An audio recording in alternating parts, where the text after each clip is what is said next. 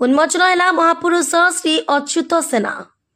नेमाल पीठरे श्री अच्युत सेनार संकेत फलक लोकार्पण और आध्यात्मिक चर्चा दिव्यद्रष्टा महापुरुष अच्युतानंद पवित्र पाणीर सठिक प्रचार और प्रसार उपरे गुरुत्व प्रतिटी जीवन में आध्यात्मिकतार उन्मेष गति स्थिति आवर्तन गुड़िक सठिक ढंग से परखिबा सह महापुरुष श्री अच्युतानंद दिव्य जीवन रहस्य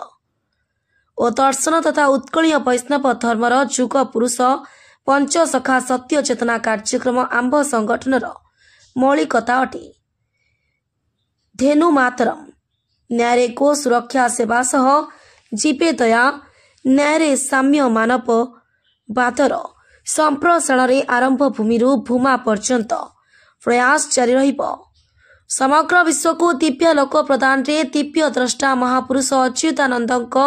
पवित्र पाणीर सठिक प्रचार और प्रसार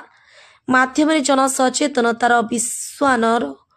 सृष्टि रे अनुष्ठान सतत प्रयास सबु स्तर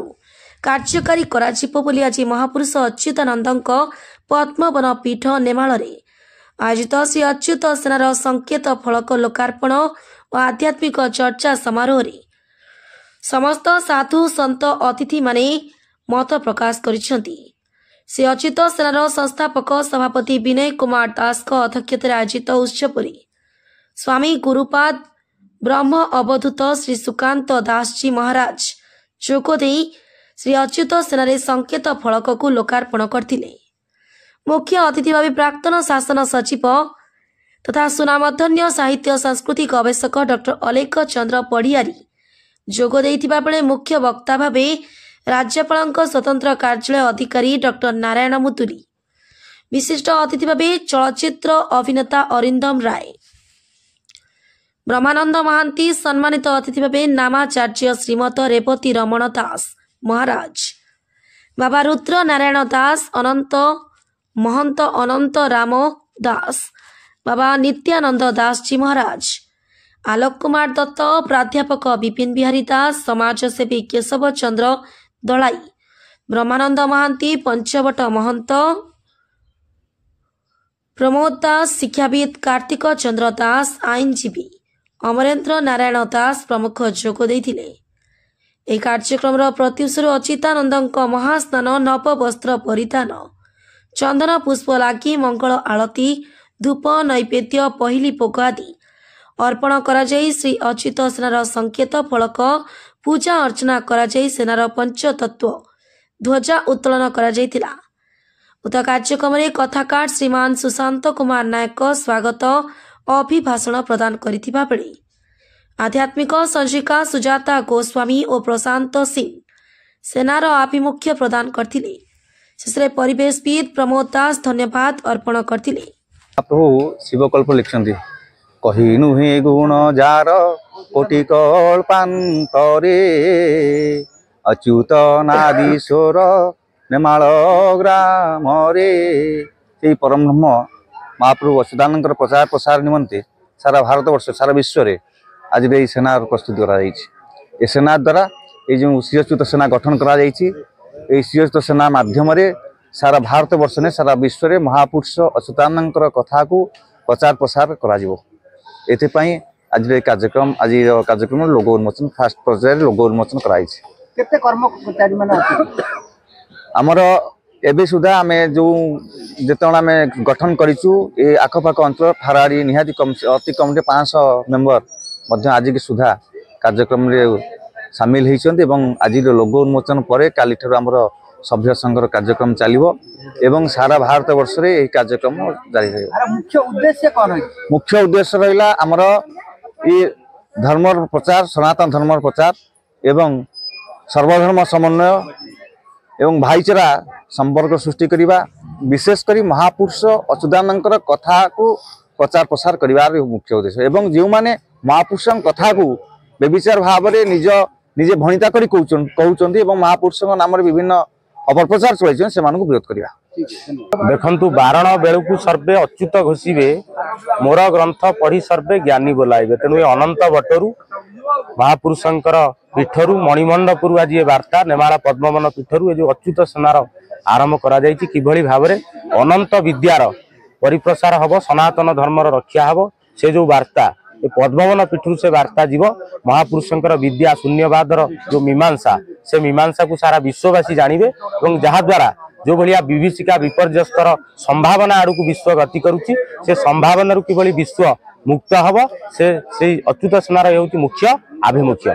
केते जण कर्मकर्ता वर्तमान सुधा अछंती एवं आगु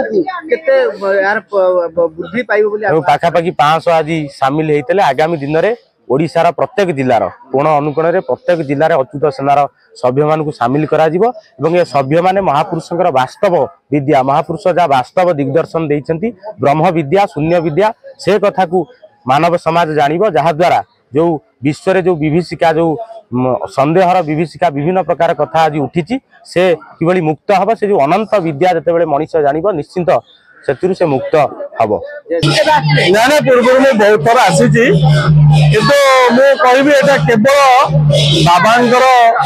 आशीर्वाद बा डाकेरा आज आम आसबार कौन प्लान नाला मुझे महांगा जाइली गोटे प्रोग्राम कि महांगार से प्रोग्राम अटेंड कली हठात मन है जीवा एपटे पशि आस आज आसी देखला बेलू भल पुण्यतिथि आज प्रभु दर्शन मिलला एवं मो प्रभु पाखे प्रार्थना करी आम समस्त आशीर्वाद करूँ आपण मानू सालेपुरवासी को ओडावासी को आशीर्वाद करूँ आम सदा सर्वदा एमती मिलमिश सब चलू था।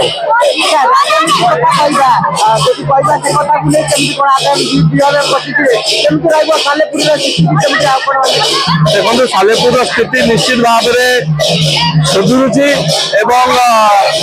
लोक माने वर्तमान सरकार रे बहुत खुशी अच्छा जो जो कथा गुड़ा कहुला इलेक्शन समय जे मधुबाबू पीठ उपरे कार्य शीघ्र गति आगे चलती हाथर कम आगे चलती तेणु स्थिति भल लोक खुशी देखुं केमती कौन समर्थन देते भगवान को आशीर्वाद सालेपुरवासी आशीर्वाद एवं माध्यम धन्यवाद जन चाहूँगी एत मात्रा भल पाइबा मो पर अजाड़ी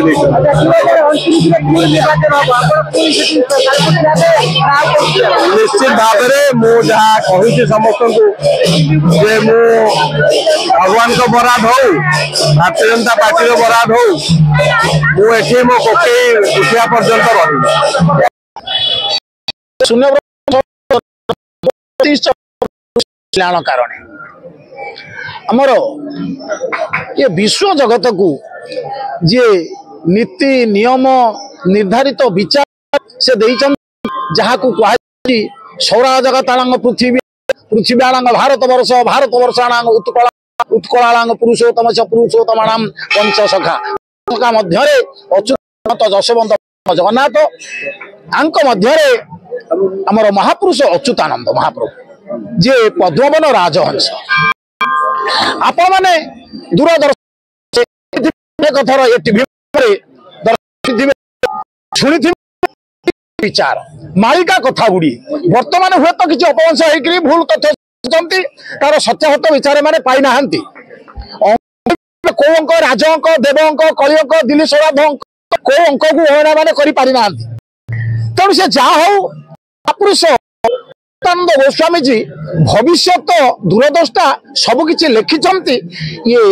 सृष्टि केमिति सुंदर भाव में चलो जीव आउ पशु पक्षी एमान भीतर स्नेह श्रद्धा ममता भारसाम्य टलमल होती समस्त श्रुता साजित लिखाई बैरी विहीन मतलज सिंह मयूर महाविषय बैरिता भाव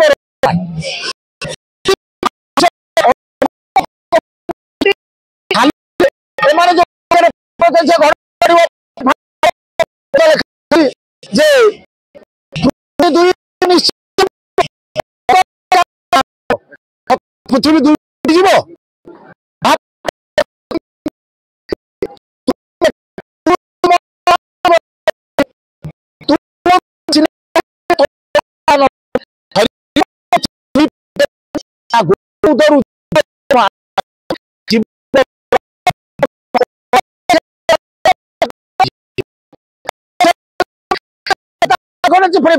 लिखिं भितर तिक्तता आसो अच्छा कहीं कथा रहुनी छुआ छुआ भेदभाव कर भविष्य